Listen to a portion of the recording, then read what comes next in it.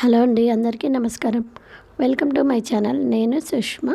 మీరు మా ఛానల్ని ఫస్ట్ టైం కనుక చూస్తున్నట్లయితే తప్పకుండా సబ్స్క్రైబ్ చేసుకోండి.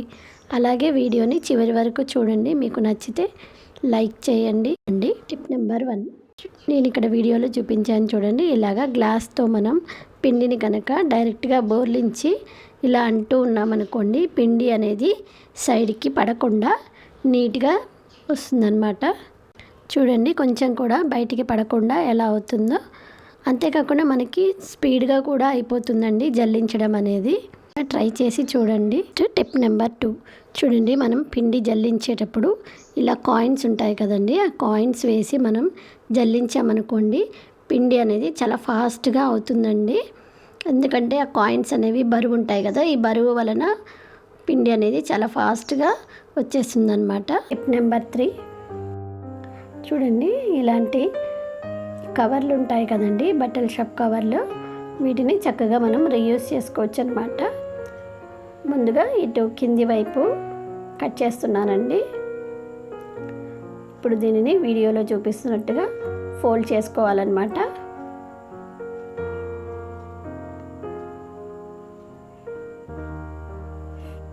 ఇలా ఫోల్డ్ చేసుకొని ఇప్పుడు ఒకవైపు మనం స్టాప్లర్ పిన్ తోటి నేను స్టాపిల్ చేస్తున్నానండి.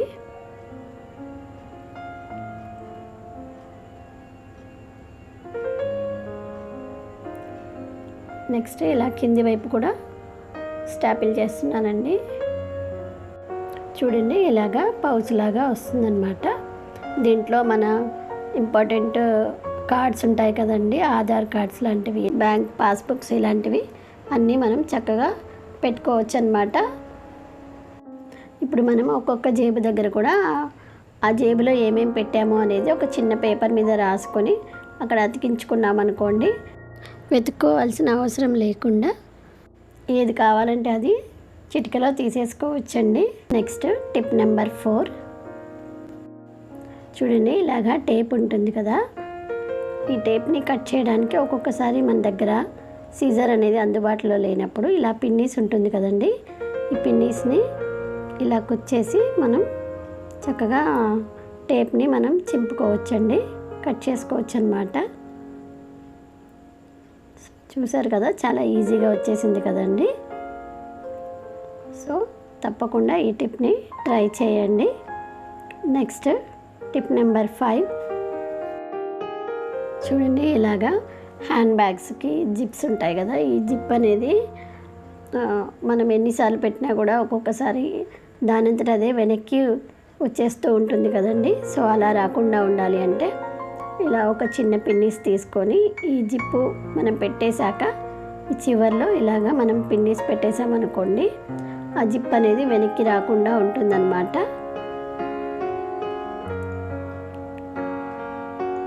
సో ఇలాగా ఆగిపోతుందండి.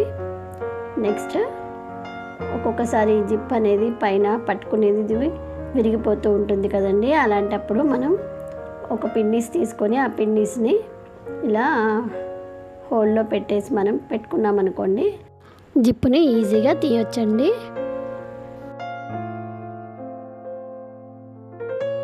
ఈ టిప్స్ కనుక మీకు నచ్చినట్లయితే తప్పకుండా లైక్ చేయండి. అలాగే మీ ఫ్రెండ్స్కి, ఫ్యామిలీ మెంబర్స్కి షేర్ చేయండి. కామెంట్ చేయడం మర్చిపోకండి. నెక్స్ట్ టిప్ నెంబర్ 6, చూడండి, ఇలాగా పాయింట్లు కానీ కొంచెం మందంగా ఉండే బట్టలు అంటే జీన్స్ పాయింట్లు అలాంటివి, వీటిని కుట్టాలి అంటే కొంచెం ఈ సూది అనేది దాంట్లోకి ఎక్కించడం కొద్ది కష్టంగా ఉంటుంది కదండి, అంత ఈజీగా దిగదు కదండి. సో అలాంటప్పుడు ఇలా సబ్బు తీసుకొని సూదిని సబ్బులోకి 2-3 సార్లు ఇలా కుచ్చి తీసి ఆ తర్వాత మనం కుట్టామనుకోండి, ఈ సూది అనేది చాలా ఈజీగా దిగుతుందండి. చూడండి, చాలా సింపుల్గా వచ్చేసిందనమాట.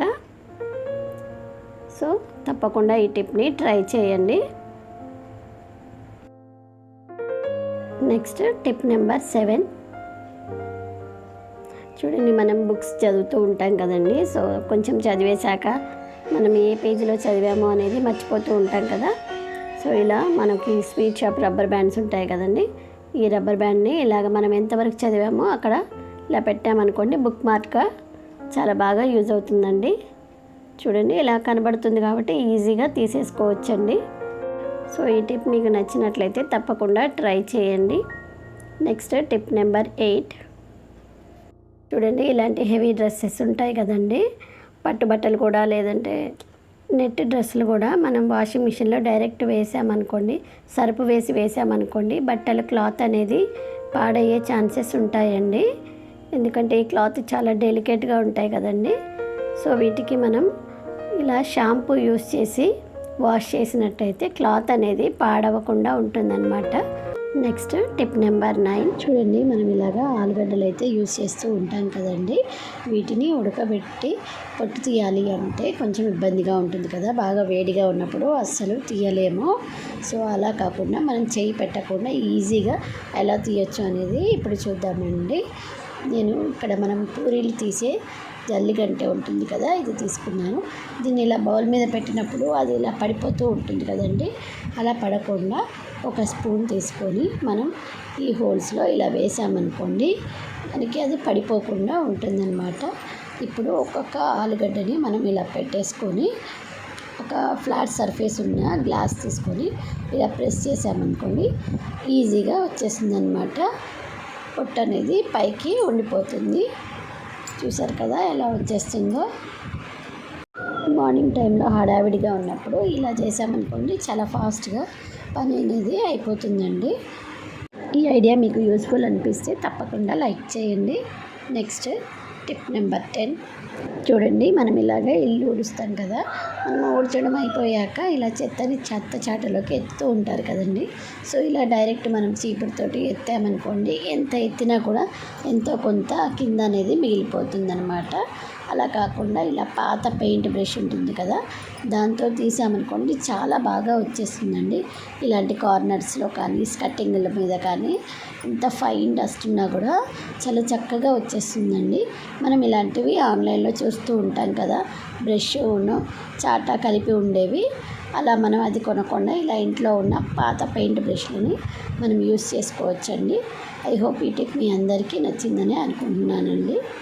Next tip number 11. చూడండి ఇలాగా విండో గ్రిల్స్ కానివ్వండి, మనకి గేట్ గ్రిల్స్ కానీ బాగా డస్ట్గా ఉన్నప్పుడు ఇలా పెయింట్ బ్రష్ ఉంటుంది కదండి, దీంతో చక్కగా క్లీన్ చేసుకోవచ్చండి.